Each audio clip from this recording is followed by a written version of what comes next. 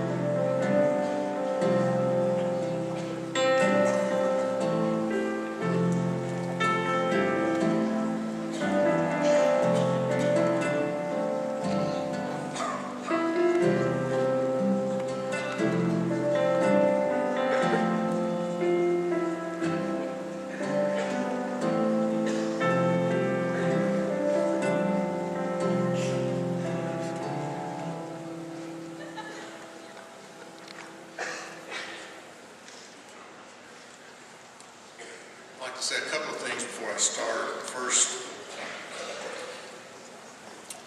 watching that tail end of that video becoming appears very difficult.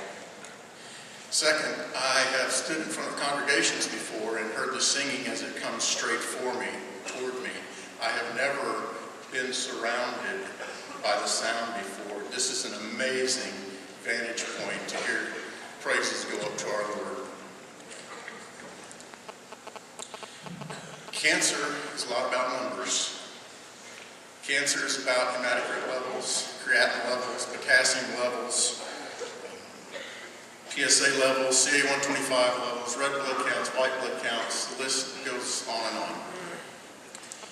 Cancer also makes you smart about things you never wanted to be smart about. If you are comfortable doing so, only if you're comfortable doing so, if you are currently undergoing treatment for cancer, would you please stand and remain standing? If you are a cancer survivor, would you please stand and remain standing?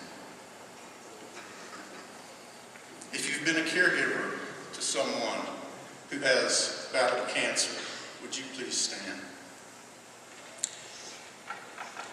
If someone in your family or a friend that you know directly has battled cancer, would you please stand?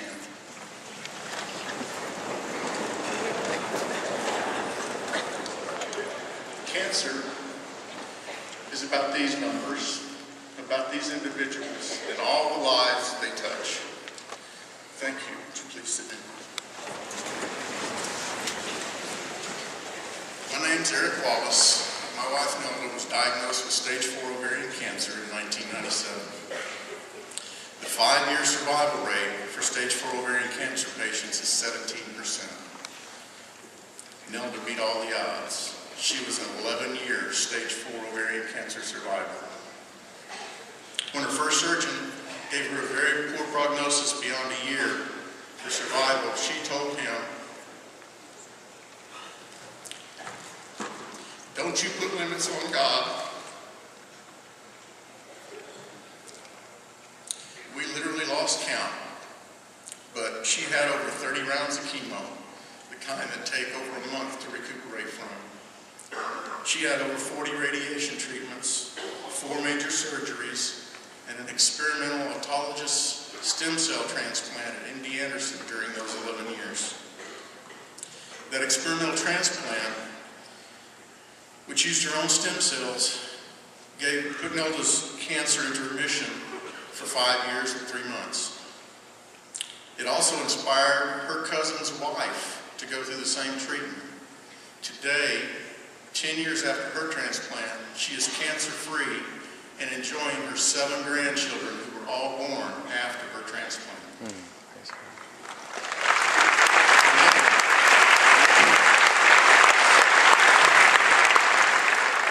As part of that transplant process, they infuse your body with chemotherapy so strong that it kills your bone marrow. Your body cannot recuperate without being reinfused with your stem cells. When they reinfuse those stem cells, they call it your second birthday. We celebrated Nelda's second birthday each year with a cake, and I would have them put a red icing rose on that cake for each anniversary of her second birthday. This is a picture of us celebrating her 8th birthday in 2007. The American Cancer Society funds research such as the stem cell transplant that gave Nelda 5 cancer-free years. I'd really like to tell you about all the lives Nelda touched during her time as a cancer patient. There are so many amazing stories, but there's way too many to even list here in this short time. Nelda was determined to walk the Relay for Life Survivors Lap in 2007, even though she had had her 4th major surgery just 30 days prior to the walk. No less than a dozen friends showed up to cheer her on. Several of them are cancer survivors as well. None of them had planned to participate in the walk until I had told them of Nelda's determination to walk that survivor's lap. One woman's husband was against her walking because her health was very, very poor at the time. She told him, "If Nelda can do it, I can do it." This is a picture of them walking at the 2007 Survivors Lap. Ladies and gentlemen, if these ladies can do it, you can do it. I ask you to please welcome ACU Professor Dr. Bo Green, who last December celebrated his first second birthday.